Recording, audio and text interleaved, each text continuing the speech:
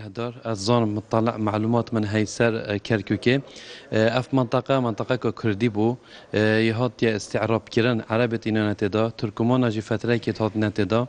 اس وسط بينم چنكي جهما جلي كرد تدا هاي از بينم ما في هاي ام واي كرد ام علم خو يا كردستان الويري بلند بكي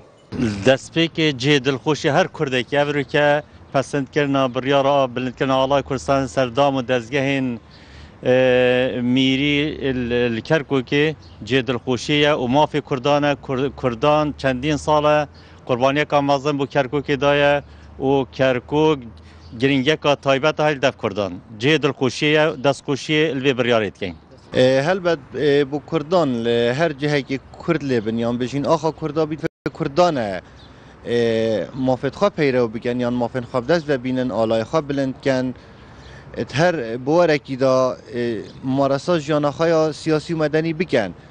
لیب الکرکوک جیب دیدنامن پنگاوه که درنگ وقت بود ویا با 2003 اف پنگاوه هات با هاوتن جبو هنده کو پتر ماف هات بانه نه بس کل کرکوک بلکو لگلک جهندین یان بجین دورندین ناکوکیل سر یندر وی هرما کردستانه گمان تدانینه که بلندکردن آلای کردستانه هر پارچه که سر عرض کردستانه پنگاوک و ویرک و جیرانه و جهد از خوشیه اف بریارش جواتا پارزگاه کرکوک درکفت او جوات یا پیکهات یش کرداش عرباش ترکماناش انده خلکی دی جبر هنده پیکهاتت کرکوک راضی ببن آلای کردستانی بلند بی راضی پنگاوکا گله پیروزه و جهد دلخوشیه بوموکی هر کردکی کرکوک جی گرنگی خویا مشویی هی یعنی اگر ابر سلیمانیه با یا قامش لو با یا جیل دیار بکره با بیت وکی کرکوک یا گرنگ نبا از گله که پنگاوه دلخوش بوم خوشیل نجبدین کریمی و حوالت وید کم ابد بوینه